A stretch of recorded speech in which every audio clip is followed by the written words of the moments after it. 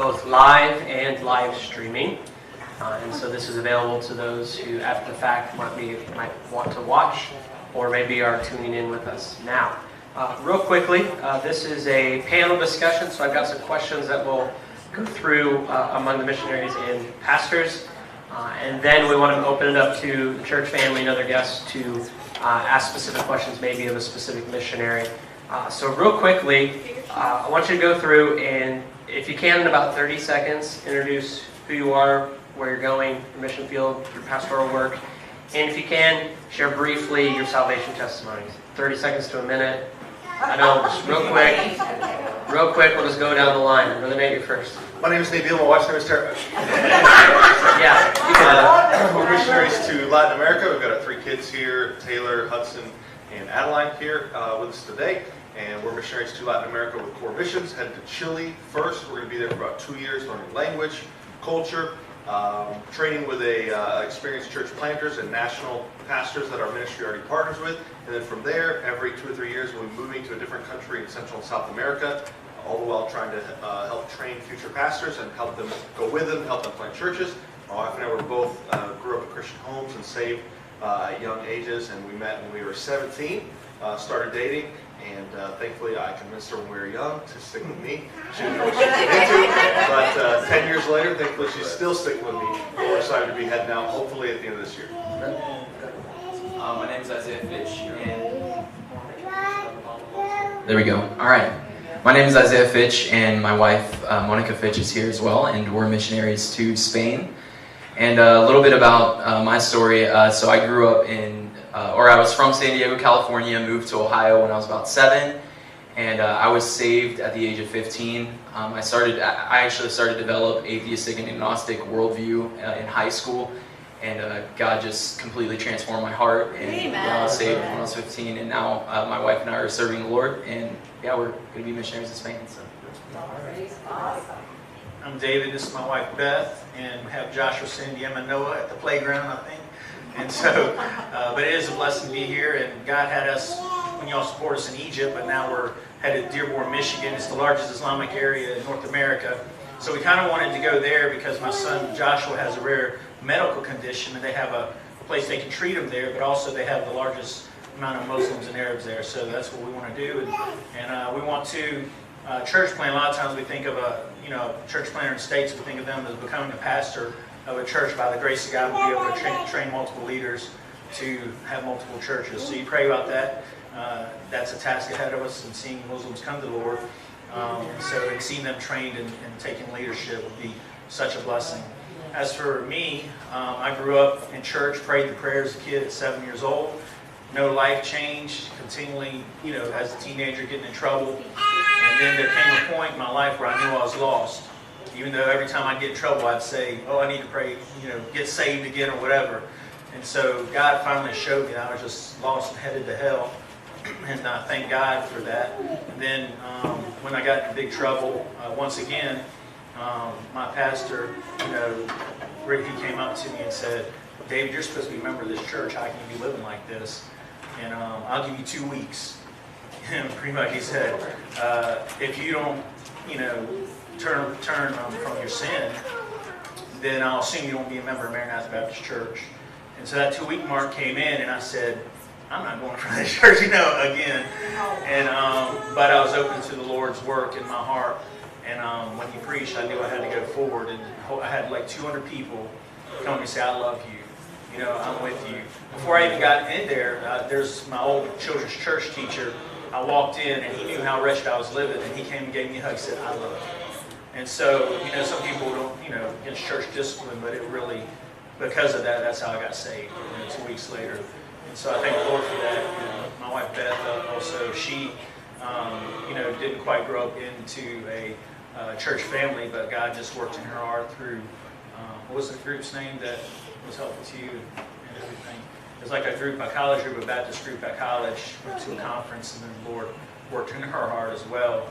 Because her aunt that had diabetes, she was just, had her legs cut off and everything, but she said, she kept loving Jesus the whole time. And Beth said, I don't have what she has. And through that, she came to the Lord. That's great. Paul Norton, lead pastor at Faith Baptist Church in Beaver Creek, Ohio. My wife Amanda's been with us the last 2 nights, not able to be here with us today. And am I good? Do you need me to hit anything else? All right, awesome. So I came to Christ as a 15-year-old, grew up in a second-generation Christian household, but was just a moralist. You know, I knew about Jesus, but I was a good person. I'm going to heaven because I'm a good person. So it wasn't until I started going to church with a friend that I started hearing clearly my need for Christ. I'm sure I heard it before then. But it was then I was convicted of my need. I was not going to get to heaven by being a good person, being moral, and just knowing about God and Jesus, right? So I became a Christian at age 15. The Lord stirred and worked in my heart, followed him in baptism, and then ultimately understood He desired me to go and be a pastor and use my gifts that way. So wife's testimony would be similar, not being a pastor, but it would be similar. At 15, she grew up in a first-generation household. Her parents are both the first in their families to become Christians, and so she became a Christian at about age 15 as well. We met, married 15 years, 3 kids later, 3 foster kids later, so we're just cruising along. So I'm thankful to be here in Ohio, and before that I pastored in California. I'm just thankful to be here amongst wonderful people in the family of God, and then just encouraging to hear not only how God's worked in these men's hearts, but then the fields He's called them to, and how you guys get to partner with Him, how we get to partner with Him at our church, and it's just awesome. So thanks for letting me be here. I'm Matt Roberts. I'm the pastor of Calvary Baptist Church over in Milford, Ohio. Married to Mandy, and we have one son, Luca. I grew up in church. My dad was a pastor. I was saved at 12, but like most teenagers, I got disenfranchised with church. I didn't like what was going on. I left for many years. I went to prison at 17. Did 4.5 years in prison. That's why I'm covered in tattoos. You don't get these at church. And when I was about 26, the Lord, through circumstances, laid it on my heart to go forward at a church service. It was a kids' puppet show service.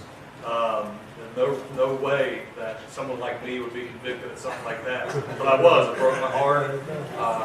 The Lord laid it on my heart, and haven't looked back since. Me and my wife, we've been married 6 years this year. We have, like I said, we have one son, and we have one son who's passed away. But we serve the Calvary Baptist in Thank you. We'll start with question number 1. This is for our missionaries. Two-parter. What has been the most difficult, trying thing about full-time missions work? And then secondly, what has been the most joyful or exciting thing about full-time missions work? I'll start with you, Brother Nate. Thank you. Now I'm having time to think what I'm going to say. You're right next to him. Right, exactly. Probably the most difficult thing is, just the lifestyle change. So going from, getting up in the morning, same routine you have every day, especially with kids, going to work, coming home, that kind of thing, to then every single day is different, and you have no idea where you're going to sleep, where you're going to be that day. And so there's no routine, and so that's probably been the most difficult part, is the lack of routine, just kind of traveling around the country. But some of the biggest blessings out of it is just seeing God supernaturally provide for us. When we started what we call Deputation Support Raising, I had a good job here in Cincinnati working for Terminex, made good money, was very stable financially, and we just kind of hit a point where we were trying to go out on weekends and raise support, and no one was either letting us come, or if we went there and no one was deciding to support us. For 6 months, I think we only have 2 churches that partnered with us. But my wife and I just believed that this is what God called us to do, and so we just decided and prayed, and decided that April 2018 we were going to step out by faith, and I was going to quit my job, and we were going to hit the road, even though we didn't know what that would mean or who would have us. So when I quit my job, we had $300 a month support kind of coming in. So you think going from a full-time job, making good money to $300 a month, but to then see God just provide time after time after time again, where we had no idea how we were going to even make our bills or could have money to get to the next place, and just to see God provide for us, it was like an affirmation of like this, I've called you to this, I'm going to care for you. We weren't getting rich, but we were able to care for our family, and that's been pretty awesome to see. Either of our other missionaries want to speak into that? Yeah, that's I think there's a lot of difficult times. I think one of the times it was hard is when we had to leave Egypt because they had the revolution where they were going crazy with the bombs and everything like that. And we left, no, it was actually, yeah, it was the furlough. We took the furlough. And we were getting ready to go back. And then they had the chaos going again there in Cairo, where they were trying to kick the president out the second time, the one they voted in. And so we stayed back a couple months. And then after that, my son Joshua had a seizure, I had a seizure, and so that was, a hard time. And so we had about 2-3 weeks to get him examined before figuring out what was going on. And then, like, the day that we were supposed to go back, we still hadn't heard from the doctor after all the, everything that was going on. And he called and said he has this rare condition called tuberous sclerosis. And but he said, you can go back to Egypt and we'll try to work with the doctors and things like that. And so that was pretty tough as we were heading back to the airport. And Joshua, it was all quiet in the car, and Joshua started singing, I have decided to follow Jesus. And when he did that, it just woke us up. This is why we're going. And that was really tough on me, and especially Beth. And we as men, we just get involved in the work. We just keep going and trying to make disciples and things like that. But she's home with the kids, and so it was really tough on her, and that made it tough on me as well. And so that was one of the things that was really hard in the ministry. And of course, having to leave and just figuring out where we're going now, God working that out. As for blessings, it's just a blessing to see God change the people's lives while you're over there. These people that are far from God just come to know Him. But Gerges was the man that God let me invest into. He was actually already saved when he started coming to our church that we had. And he just started asking questions. How do you witness to Muslim? How do you do this and that? And then so right after that, God just let us live life together and making a disciple out of him, following Christ. And there's a ministry we had that was to give Bibles to people that order them online. And so one guy, I kind of let him take that ministry over. I said, you never go to meet a Muslim without somebody else. And so we would do that. I would stand far back, or he would stand far back, and if something happened, then he could call the police, call my wife or whatever, or call Sam if something happened to us. And so he took that ministry over. And then whenever he called me up one day, because he was meeting a Muslim guy that had ordered a Bible, we're going to this, meet him, and he said, Mahmoud, the guy that ordered the Bible, he looks like one of those fundamental Muslims.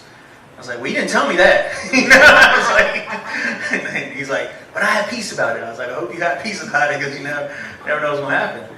And so we get there, and we buy fruit, just like you would do. Like when you go to somebody's home, you buy some fruit and juices to go to their house.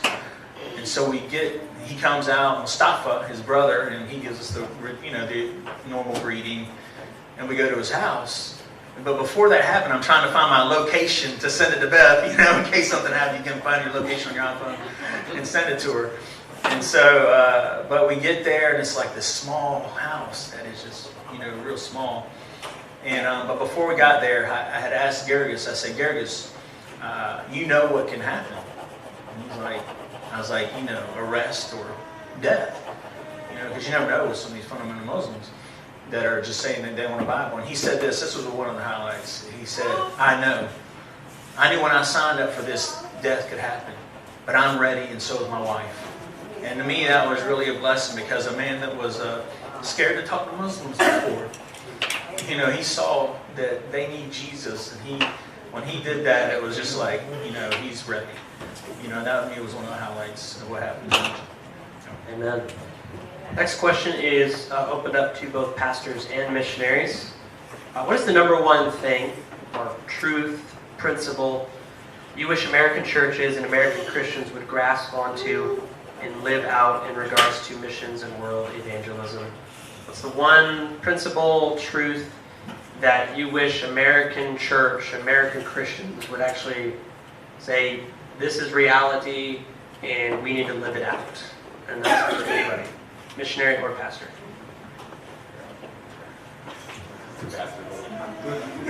Sure you want me live right now? My friend, I tried. if I could have one thing that I wish the American church would see, and I've never been overseas, so I couldn't tell you about churches in England or Egypt or Chile or anywhere else, because I've never been there. I've read books, but I've been in America and I've read the Bible, and I see the difference between what the American church is and what the biblical church is. And if there's one thing I would wish that the American church understood, is that we're saved by grace through faith. Nothing else. All this extra stuff that separates us, what it's doing is it's hindering us from partnering with missionaries to send you guys overseas. And it's hindering us from partnering with church planters to plant churches in our neighborhoods. We are all on the same team. And what that means is it's bigger than Calvary Baptist Church, Faith Baptist Church, Open Door Baptist Church. It's about the gospel. And if we're treating the gospel like something secondary, then what we ought to do is take the name church off our sign and just have a social club that we come to on Sundays. Amen. I mean, since it's pastors, yes, pastors and talk. Yeah, I wholeheartedly agree with Pastor Matt. And then I'd say the second thing would be this, something that grieves my heart for my own life, and something I think my wife and I are continuing to grow in, and I think is needful for the American church. I think we need to be cognizant of the window of opulence that's been stewarded to us that is closing. And what I mean by that is, you go around the world, and some of our brothers here have been in all sorts of situations. I've had the opportunity a few times to go to some poor areas, like in Jamaica, Mexico, and that's not even the worst, no doubt, around the world. And you find that what we think is the blessings of God, in the sense of for our usage, and things of that nature, it's very humbling and reminding. The things I'm spending the Lord's money on right now should be redirected towards missions. And you say, well, Pastor, are you just poor-mouthing to say we should, you can't have a car and, live in a one-bedroom house? It's not what I'm saying, as we talked about last night. What I am saying, though, I think the American Christian would do well, myself included, to remember all the opulence we're enjoying here in America has an eternal purpose. And that window will close at some point, friends, right? And if it does, we don't want to retrospectively look back and say, I could have been given $50 a week to missions and been making a difference where I will never go. But instead, I had my movie budget or my Netflix budget, and I'm not anti those things. My point is, we had all these other things budgeted for American lifestyle and living, when all that stewarded opulence was for what? For gospel purposes. Yes, enjoyment, that's not forbidden. But what am I actually doing? I worry perhaps American church culture is more concerned with getting the mortgage paid off, driving a newer vehicle, a secondary home, vacation home, going on a trip. I'm more concerned that we're concerned about those things. And yet if we put how much I spent on vacation versus how much I gave to missions, I worry maybe we need to do a little bit of flip-flopping the other way, myself included. So I think that is Good, thank you. Any of our missionaries want to speak into that? When I was in a small Bible college in Virginia, we used to have this 90-year-old man that his name was Dr. Frank Sells, and he would come in just like this, have the question and answer time. And so one guy that worked with teenagers asked him this. He says, Dr. Sells, what would you do for teenagers? What's something you tell the teenagers? He's like, what? He couldn't hear him. He's like, teenagers, what would you tell them? How would you help them? He said these 3 words. He said, Christ is all. And that just stuck with me.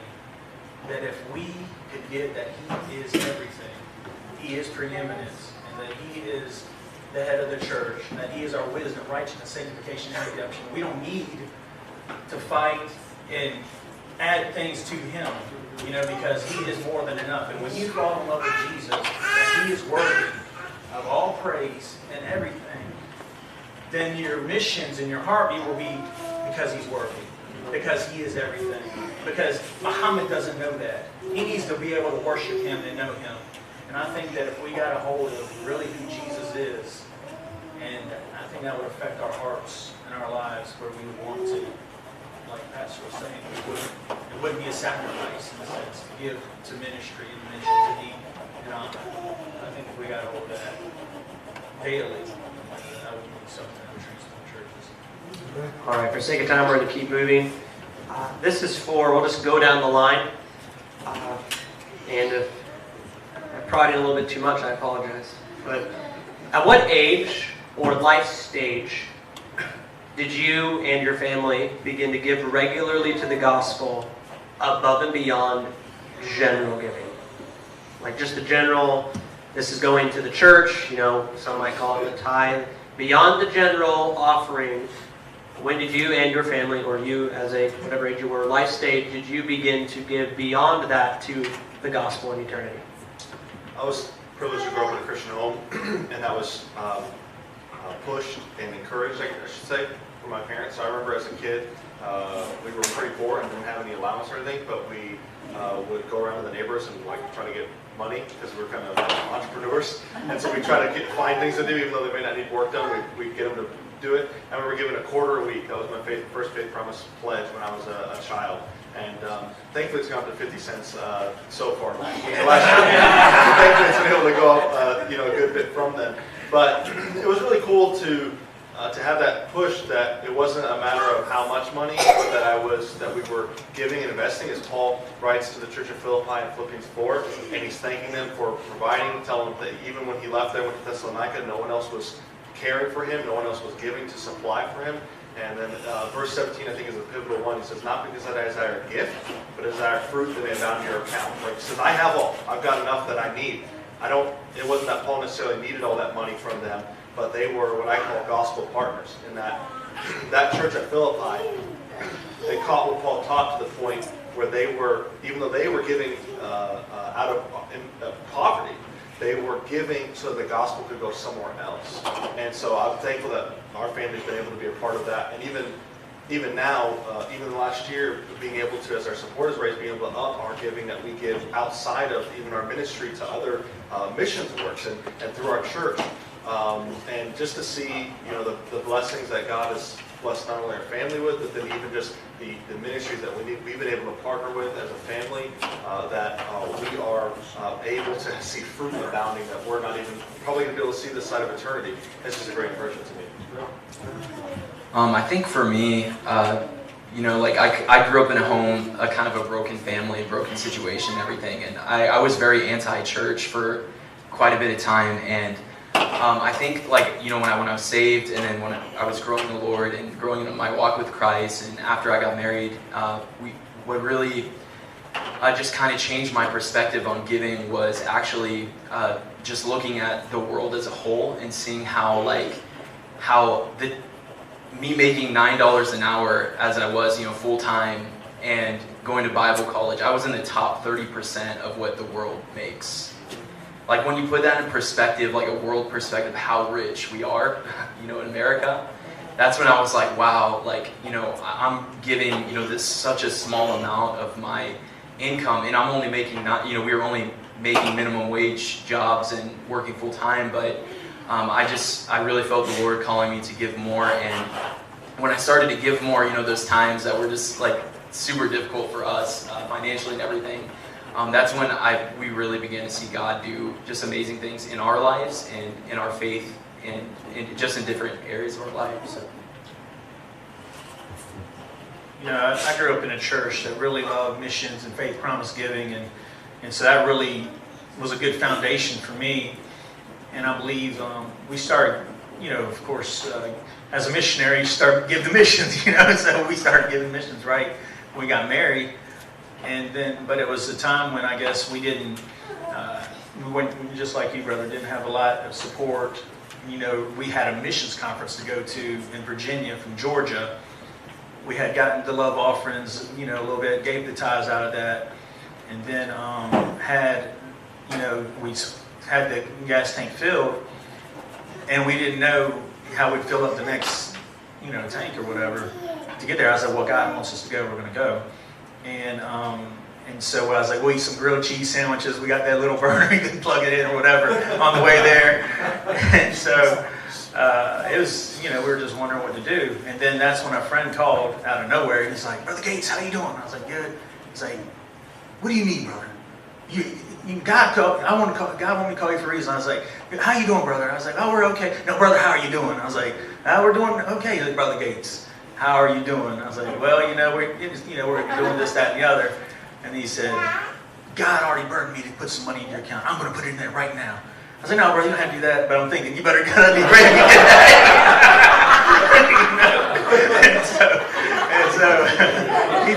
He put that in, and he put like $1,000 in the account. I was like, baby, we can eat grilled cheese on the way there.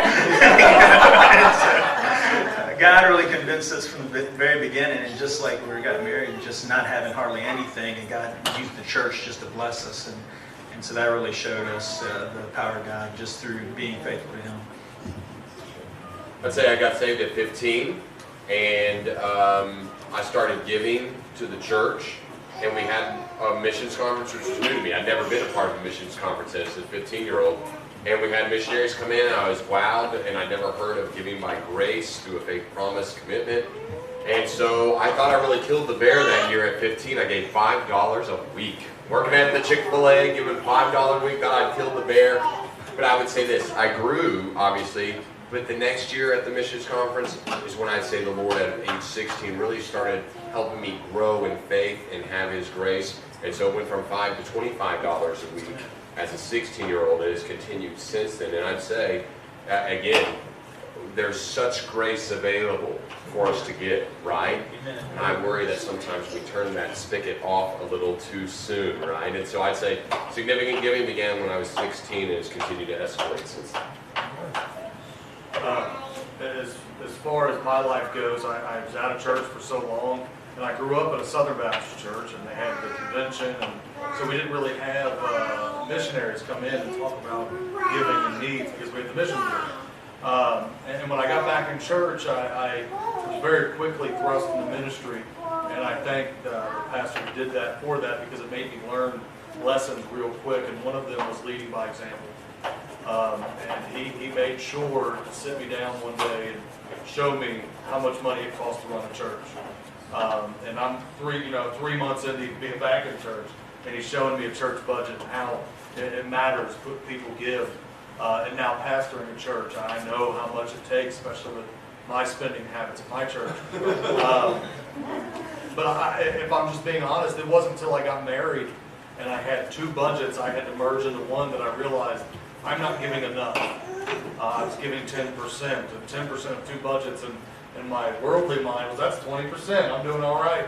But then when I look at it, it was still just not enough because we had enough.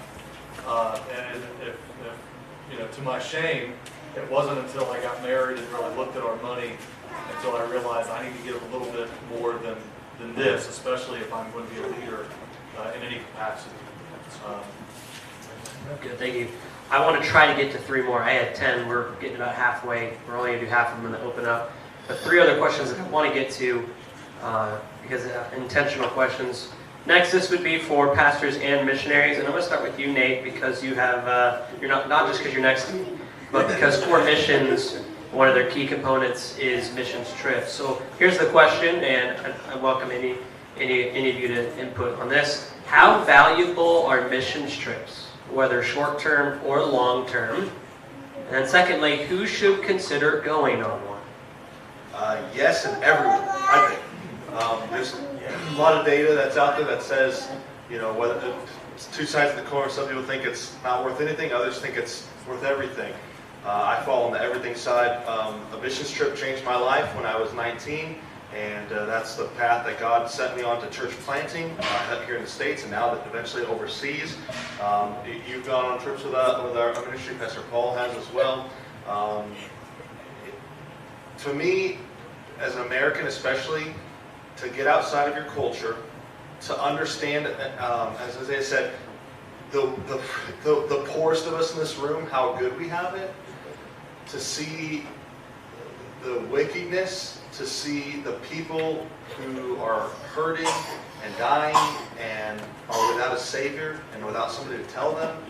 To see that in person, to move you, I think even if it's not going to necessarily make you go become a missionary, but I think you'll have a greater understanding of those missionaries that you have on the back wall that you support, to pray for them, to understand what they're going through, to give yourself a burden to give sacrificially.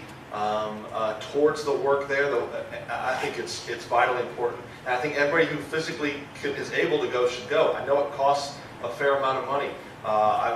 We take about 20 different groups a year to different countries around the world, and I only do 1 or 2 of them, but others in our ministry do. And we have plans we can set up. We can work with you and say, hey, this is how much you have to set aside monthly for the next year in order to go. And when you break it down like that, it's really not that much money. Especially if you go somewhere like we take trips to the different countries in the Caribbean, that with airfare and lodging, everything can be around $1,200 for a week to see another culture. If you break that down monthly, it's not that much money over the course of a year. So I think if you're physically able, it is a great opportunity to go. Isaiah, I know you've been on a mission trip or 2. Can you speak to, is it valuable? Who should go? Yeah, so it was actually on a mission trip to Cincinnati that I was saved. So it was very valuable. Brother Kirk Kirkland, he was preaching, and it was just amazing. Like our church went to go help him, and then when I got saved, I was all in after that, just because I was so anti-God. I felt so transformed, and I knew I wanted to serve the Lord some way. But it was the next year we went on a mission trip. And, it seemed impossible. Like, my family was very against, missions and all those things. But God provided a way for me to go at 16. I ended up going on a mission trip and just seeing the need somewhere else. And seeing also, something I really struggled with in the church was, seeing a lot of consumer-grade Christianity. Just seeing this hypocrisy in the church, I guess you could say. And then going on a mission trip and seeing the faith of other people in these situations that were just, devastating and terrible, and just had it way worse than us. It just opens your eyes to the need around you. And then it also, when that happens, I came back home and I was like, wow, our own community is a mission, in itself. Our backyard, in our backyard, there's people that are dying without the gospel. So it just opens your eyes to, in a great way, to the need around you. Would there be one more out of the 3 that would be willing to speak into, is it valuable, who should go? I'm saying ditto with everything.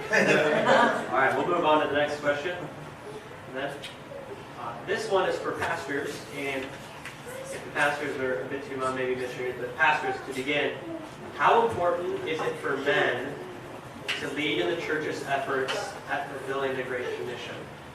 How important is it for men to lead the church's efforts at fulfilling the Great Commission of engaging, identification, and discipleship? I believe it is vitally important for men to lead spiritually in all things, especially in the Great Commission. But the problem in a lot of churches is that men no longer lead spiritually. And because men no longer lead, women have taken up the reins. And good for you women who do that and don't stop. But what that creates is a backwards organization. Men, the church was designed for men to lead. Women are great being support for men. I couldn't pastor without my wife. But if I'm not telling people the gospel, even if I'm not a pastor, I'm a man in my home. If I'm not taking the gospel out of my house, then why would my wife, and then why would my son? Men not leading is destroying a generation of Christians. I could go on and on about men, but I think I'm going to hand it off. 100% agree. I think, gentlemen, we have this opportunity God's created us for and given us, and again, equal in essence and different in functionality when we talk about the genders. But each of us, men and women, have such an opportunity with the gospel. But when we don't, I think we're feeding into the large epidemic in American culture, which is fatherlessness households. Yeah. And I would say amongst Christian churches, I would say there are fathers who are in the home, but are absent spiritually in the home. So you've got the provider, you've got maybe even the protector, but you don't have the pathway forward, or we call it the trailblazer, spiritually. And so your daughter doesn't hear about sharing Christ, she doesn't see dad praying, she doesn't see dad reading his Bible, she doesn't see dad engaging their neighbor about church and the gospel. And then what happens is it starts a whole cycle down where, well, Jesus and church is a woman thing. And that's not to be, I'm not going to try to sound unkind. You understand what I'm saying? It's like, it creates this idea that religion is for women and not for men. that a relationship with Christ is a woman thing, not for men. And then we have this whole generation that learns that. I think it's so disheartening because the God who created both genders wants a personal relationship with both genders. It needs to be passionate and vibrant. Now, we're Christian men, we can get sucked into, I work my 50 hours. Yeah. I did it. I killed the bear. And it's like, no. That's one of, I would say, it's important, but that is actually so much lower on the priority of being a follower of Christ while being a provider, a follower of Christ while being at home, a follower of Christ, and start filling those ways. So I think it's absolutely essential. And gentlemen, I don't say that like it's a drudgery. I think the more we invest and actively engage those in our community around us, the more opportunities we see God growing our faith and people showing up in church because of it. And you're just like, man, it's phenomenal what God's doing. Not because I'm a pastor. You don't have to be a pastor. He will use you in mighty ways. So let him. Yeah. Before we're done, let me add this. Something that changed my walk with the Lord is I studied biblical manhood. What it means to be a man as far from a biblical perspective. That changed my walk. That changed my church's walk. That changed the women in my church and the way they view certain things. Masculinity, biblical masculinity is not a bad word. And it's something that we should embrace. Final question, and I'm going to direct this to our missionaries. I know at least two of you have had extended time on the field and other mission fields and countries, and Isaiah can input as well. And on a controversial one, I suppose. Why do American Christians fight and argue over seemingly everything? You sure you don't want me on this? I'm going to those who have had, countercultural experience. Why do American Christians fight and argue over seemingly everything? Is it that way on other continents or other countries? Why or why not? Okay, I'll dive in. Pull the pin, throw. What? Yeah. Well, where's the grenade? Let me jump on. Yeah, that's a tough one. But I think it's because we have so much. Think about it, church. When we drove here today, I drove from Westchester, and I passed churches that support our family on the way here. There are churches probably all of us passed that maybe we would not want to be members of for whatever reason. Maybe perhaps strong doctrinal reasons or philosophy or whatever it may be. And yet, if we walked into there tomorrow, we'd probably hear a clear presentation of the gospel. Salvation by grace through faith alone. Probably solid Baptistic doctrine in many ways. And yet, so many places around the world have, the Cates in Egypt, probably have more stories than anybody in here, of people who barely have an idea of who Jesus is. I have a younger brother who just went as a missionary in Thailand. I think it's under 0.5% of Thai people are professing Christians of any type of denomination. Under 0.5%. I think it's 0.2%, 0.02%. He has a video where he introduces himself to people on the street and asks them if they know who Jesus is. These people, 20 people in a row, they have no idea that there was even a person named Jesus who ever existed. So I think that we fight because we have the blessing to even have that opportunity to quarrel over things that people in other countries, they don't even have a church, much less 20 to choose from. And so we've said it a couple times this morning, consumer mindset. I think all of us fall in this trap. We become consumers because our culture is a consumer-driven culture. And if we don't like this, then we can go somewhere else and find something else we like. Or, we don't want to buy this, let's return it and go. And that culture creeps into the church. And rather than, doing things in humility and understanding that people are different, people think different, people are going to draw different lines in different places where Scripture is maybe not as definitive as other places. And I think as Americans, it's just so easy to fall into a prideful trap that other people around the world, maybe they would fall into it too if they had more opportunity, but they don't even have the opportunity for the gospel, much less to quibble over differences between churches that they could potentially go to. Yeah, I think everything he said was exactly right on. But just to add to that, my generation, I'm Generation Z. I'm one of the newest, generations or whatever, and we're considered the first post-Christian generation in America. And that's kind of, that's really hard to think about. Like the new generation that's coming up in America, is post-Christian. It's now a atheistic, agnostic type society. It's growing into that. And a lot of that has to do with what we're talking about this consumer type Christianity that's going around. And it's just a poison to the church. And I think a lot of it has to do with, we don't experience a lot of persecution here in America. And persecution is one of those things that really, really refines your faith. It really refines you as a believer. And I think it's just something that's huge that I've seen, growing up in the church and in and out of the church and everything like that. So. Yeah, I believe just like what these gentlemen hit on, and I guess just when I found out that when I went to Egypt, when over 99% of the nation was headed to hell, the things we fight about just don't matter. It really doesn't matter.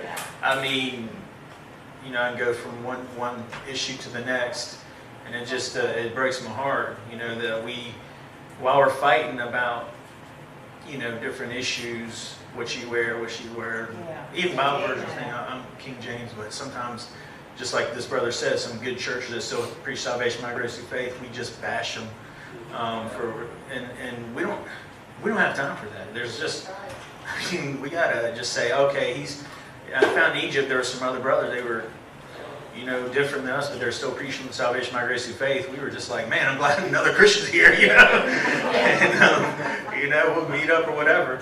And so I just found that I guess I don't know all the reasons why, but like they said, I agree with that. But even in Egypt, there's some different churches and different ways of doing things, and you'll find there's those quarrels there too. Not quite as much, but I found that it was infected by things. I think just anywhere where pride is, we'll find something to fight about. And so I think that it is an issue here in America, but I try to just stay focused on Christ and the gospel, and I pray that'll just help us out. And then only by pride cometh contention. Would either of our pastors want to add anything to that question, real briefly? I'm going to say 100%. Right. Well, at this time, we want to give church family an opportunity. If you have a question, specifically addressed, you can ask a question of our pastors on the panel, but particularly of our missionaries that are here. If you have a specific question, I'll bring the microphone to you, and we will get those questions answered. Can a single person go on a missionary trip?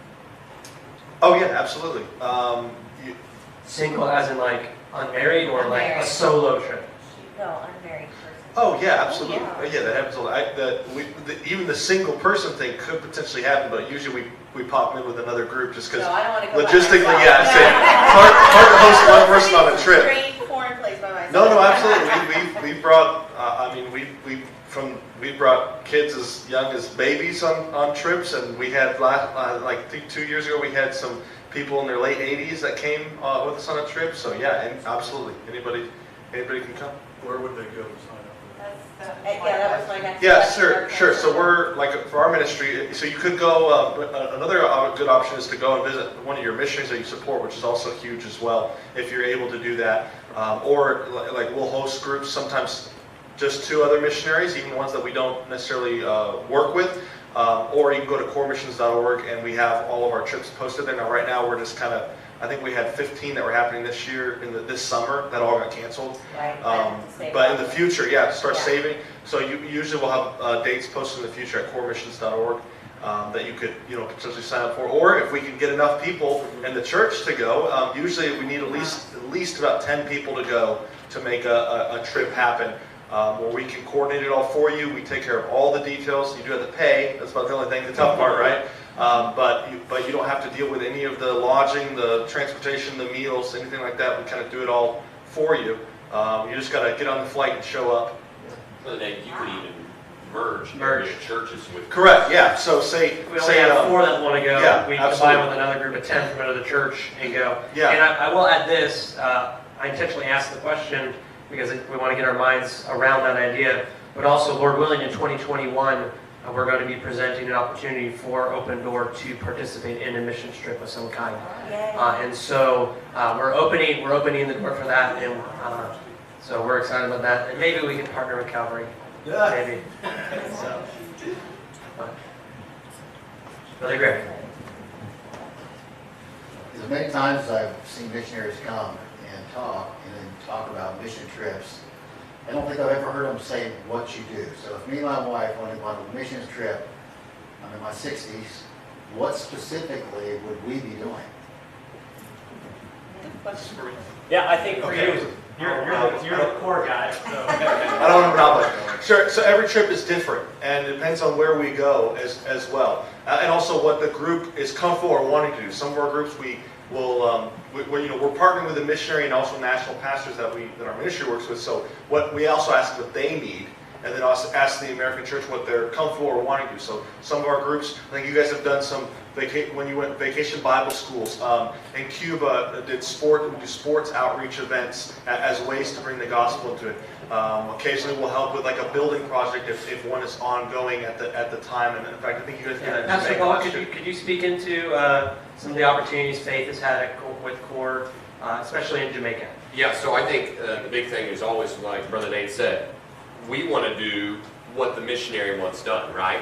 Sometimes we can be guilty of wanting to be a blessing by our idea of blessing rather than the person who needs the blessing. It's kind of like if you needed your house clean, and I come over and say, I'm going to vacuum out your car. What a blessing I am. It's like, thanks, but, So what we did was we partnered with CORE down in Jamaica, and we said, what do you need? And they said, we need pews. How crazy is this? They needed pews because people were stealing their chairs. In American culture, we're swapping the chairs for modularity. They're like, we need pews because they're stealing our chairs out the building. So we partnered with the pastor there, and we ended up taking down plans. They bought the lumber. We built pews in the day. We hosted outreach events at night. The pastor wanted to start a youth outreach on Friday night, so we built up and handed out flyers. We took down things to hand out flyers. Got that started. It's still going, from what I understand, once a month. Or is it gone every other week now even? And so they're doing that. This last time around, they were able to get into the school system, so they went every day to school. So for us, it's been both building projects in Jamaica and outreaches in Jamaica based on what the pastor wanted. So that's been our experience. And also answer your question, say, so we're in our 60s. We're not going to make you, hey, we went to, I was in Haiti a couple of years ago, and we put in we raised money to put in a concrete floor, and then we helped with the labor to cut down some of the costs. We're out there in 105-degree heat. I mean, I got heat stroke throwing up, so we're hauling concrete in 5-gallon buckets. We're not going to make people do that if they're not comfortable doing it. Way to sell the trip. Yeah, exactly. Yeah, exactly. Yeah, you come with us. You're doing hard labor. But even like that in Haiti, we have the missionary that we work with and the national pastors in that grouping. That we have a feeding center that we support there, where we go every day to this village of about 15 minutes away, very poor, one of the poorest part of the poorest village I've been to in 5 continents. But and we feed about 200 kids every single day a meal, and then we also start a school for them, and we have a pastor that we help plant a church in that village.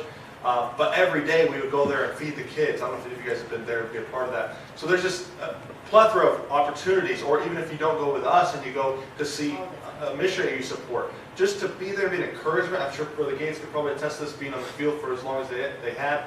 Having other Americans there to talk, to be an encouragement, to just communicate when you're out of when you're in a different culture. There's so many ways I think that anybody from the youngest to the oldest can be an encouragement, can be a blessing to missionaries and church planters around the world. That's a good question. Anybody else? Question? Not all at once. Anybody? It's going once. Going twice. And I want to give any of our panel members a last opportunity just with any closing remarks based upon maybe a follow-up to a question or just a quick word of encouragement to the audience today. Anybody? That's all. Well, I think that it's just a blessing that you even did this. Give us an opportunity. But I think I think Pastor, what he wants you to know is that God can use you right here where you're at. You serve Him here today. If you're serving Christ here faithfully, loving Him, and He starts to work in your heart to go to that mission trip or to go to the mission field, then you'll say yes to Him. God can use every one of you in any way to make a difference right here and in the world. Just take part, say, God, what do you want me to do? And whatever He says, do it. He'll speak through His Word.